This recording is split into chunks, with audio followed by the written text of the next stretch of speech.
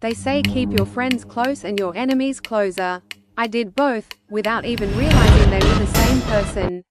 My name is Sarah, and until 6 months ago, I believed I had the perfect life. I had the successful career, the beautiful Victorian home we spent 3 years restoring, and I had Marcus. Marcus was the kind of husband other women envied. Attentive, hard-working, and he still looked at me like I was the only girl in the room, even after 12 years of marriage. And then, there was Eleanor. Eleanor wasn't just my best friend. She was my sister in everything but blood. We'd met in our first year of university, navigating heartbreaks, cheap wine, and defining our futures together.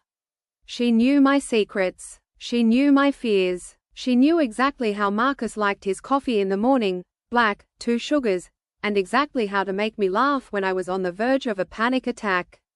I trusted her immeasurably, so when she got divorced 2 years ago, I didn't hesitate to bring her into our home. I didn't know she was dismantling my life, piece by piece, right in front of me. I didn't know she would take my kindness, my trust, and my husband, and not have the decency to wait until I left the room.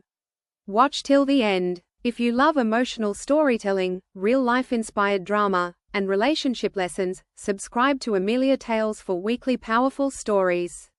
New stories every week. For 2 years, we were the 3 Musketeers. Eleanor had a key. She was at every birthday, every anniversary dinner. We included her because we loved her. Marcus loved her, too. He viewed her as the sister he never had. When my career started taking off, I began traveling for 30% of the month. I was flying to Zurich, London, Chicago for tech conferences. I felt guilty. I hated leaving Marcus alone in our big, quiet house. So I actually encouraged it. Marcus, I'd say, why don't you invite Eleanor over for dinner while I'm gone? No sense in you both eating frozen meals alone. Sarah, and make sure you use that coupon for the Italian place before it expires Tuesday. Oh, and I told Eleanor to just come over and use our home gym while I'm gone. Her apartment gym is terrible. Marcus, laughing, wrapping his arms around Sarah, are you trying to make me feel less lonely, or are you just trying to get your best friend a free membership? Sarah, smiling, a little of both. I just don't like you being alone here. It feels weird when I'm gone. Marcus, kissing her forehead. You worry too much. We'll be fine. They were fine. More than fine. It started subtly. Eleanor became the first person Marcus would text when he had good news at work. Marcus would notice when Eleanor changed her hair. I noticed it, but I twisted it in my head. I'm so lucky my husband accepts my best friend, I thought. I'm so lucky they get along. The red flags were invisible because I was wearing glasses made of trust. I didn't see the way their laughs lasted a second too long. I didn't notice the way they brushed past each other in the tight hallway. The warning signs were just white noise. It was October. I was in Munich. It was 3 a.m., local time. I was restless, the time difference destroying my sleep cycle.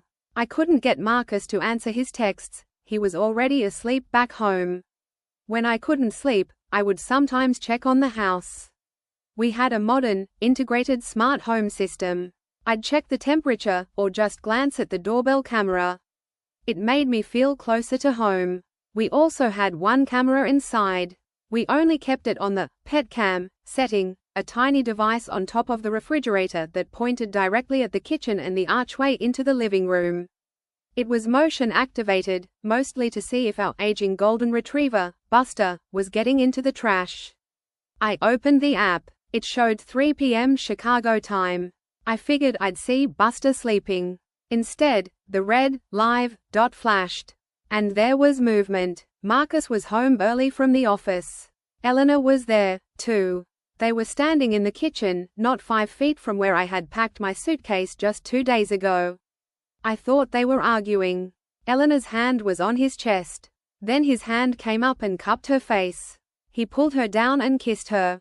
It wasn't a friendly goodbye kiss. It was deep, hungry, and desperate. The world simply stopped spinning. I didn't scream. I didn't cry. My brain shut down. I stared at the iPad as they broke apart, Eleanor resting her head on his shoulder. They looked comfortable. This wasn't the first time. When the camera motion timed out and the feed went dark, I looked at my reflection in the black glass. I didn't recognize myself. The worst part wasn't just Marcus. If you've ever loved someone who betrayed you, subscribe. Because every week we tell stories that feel real. The man who swore he was mine. The worst part was that when he was done, he stepped into the bathroom, and Elena walked straight to the fridge, directly beneath the camera, grabbed a yogurt that I had bought, and ate it, staring right into the lens like she knew I was watching. She smirked. I flew home 48 hours later. I didn't call. I didn't text. I arrived at O'Hare and took an Uber, not my car.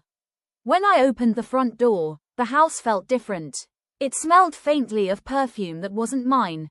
Sarah enters. Marcus. Sarah, honey, you're back. Why didn't you tell me? I would have picked you up. He goes to hug her. Sarah. Her body is stiff, barely responding to the hug. The conference ended early. I was exhausted, just wanted my own bed. Marcus. He pulls back, a flick of nervousness in his eyes that I never noticed before. You look beat. Elena just left. We had some dinner. She was worried about me being alone again. Sarah. A chill runs through her. That's nice of her. She really takes care of you. I didn't confront them. Not yet. I had been a project manager for 10 years. I knew how to run a project, and this new project was named Operation Scorched Earth. I needed concrete proof, not just a blurry feed from a fridge camera. I needed to see how deep the rot went. For the next 3 weeks, I was the perfect wife. I cooked his favorite meals. I planned a surprise weekend getaway, just for Marcus and me. And I left my laptop, accidentally, logged in. I secretly synced our shared family eCloud. I found the texts. They didn't call each other, baby. They called each other by their pet names. They had an entire second life that existed only when I was out of the time zone. Photos of dinners at restaurants I didn't know existed. A photo of Elena in our bed, wearing one of my silk robes. Marcus was funding her lifestyle. My best friend was bankrupting us to support the mistress. I went to a lawyer. She advised me to get everything. The texts, the camera logs, the credit card statements, printed and stored in a safety deposit box. My heart was already dead. Now, I had to ensure my financial future wasn't buried alongside it. I had everything I needed. I had the logs of exactly when she entered the house, what they discussed, and how much he was spending. I decided to host a dinner party. We called it our annual gratitude dinner. It was my idea, the 3 of us, plus Marcus's business partner and his wife. I set the table, white linen, the good silver, and I had a special gift for everyone. At each place setting, I placed a sealed, glossy black gift box tied with a gold ribbon. Visual. Close up on the elegant dinner table settings. The ominous black boxes. Marcus looked nervous all evening. Elena looked radiant. She was wearing a new dress I'd never seen before, likely paid for by my joint account. Dinner was small talk, work, the weather, the renovation. Elena, Marcus's business partner, said, "You've done amazing with your new freelance clients." Marcus mentioned your business is booming. Elena blushed. Yes, I've been very lucky. It's hard work, but rewarding. Sarah, quietly, luck helps. And support. She pauses, letting the silence hang. I think it's time for gifts. We have so much to be grateful for. We opened them around the table. The business partner got a high-end bottle of whiskey. His wife, a beautiful scarf. Marcus got the new luxury watch he'd been hinting at for months. He beamed, looking genuinely touched. Sarah, and yours, Elena. I know it's been a hard couple of years, but things are finally looking up. Elena pulled the gold ribbon. She lifted the lid of the box. There was a 5-second delay as her eyes scanned the first document. Then the blood drained entirely from her face. She dropped the papers. Elena, whispering, "What? What is this?" Marcus, his voice cracking, the watch suddenly feeling very heavy on his wrist. Sarah, what are you doing? Sarah, her voice is cold, clear, and projected. This is your gratitude list, Elena. A complete accounting of the last 6 months of your new clients. It includes the mortgage payments you skipped while I was in Munich, the hotel rooms in Zurich that my husband booked for business trips he took alone, and the $400 silk robe you stole that Marcus let you wear in my bed. Marcus, Sarah, honey, let's talk. In private. Sarah, shouting, we are done talking in private. We're done with the lies. This woman has been living in my home, eating my food, driving my car, and sleeping with my husband. You think you stole my life, Elena? Sarah stands, leaning over the table, her eyes burning. You didn't steal it. I built it, and you only had it because I let you. I looked at the woman I had trusted more than anyone. I didn't see a sister. I saw a parasitic, envious ghost. And you, Marcus, I said, finally letting a single tear. You were the person I trusted with my heart. You knew how much this house, this life, meant to us. And you let the most calculated, envious creature I've ever met dismantle it. I didn't wait for excuses. I walked into the kitchen, opened the pet cam app, and remotely deactivated it. I asked the business partner to escort Elena out. Marcus tried to apologize, but I didn't want to hear it. The lawyer had already served him the divorce papers, which were waiting on his pillow. I had arranged to have the locks changed while they were sitting at dinner. I kicked them both out that night. The house was mine. The career was mine. The life, now fractured, was mine to rebuild. 6 months later, the divorce is finalized.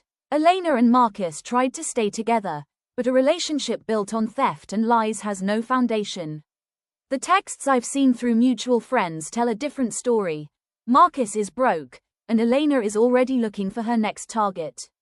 They thought I wouldn't find out. They thought I was blind. But betrayal makes you see things in high definition. I lost a husband and a best friend. But I gained something better. I gained clarity, and I'm finally living my life. Alone, but absolutely free.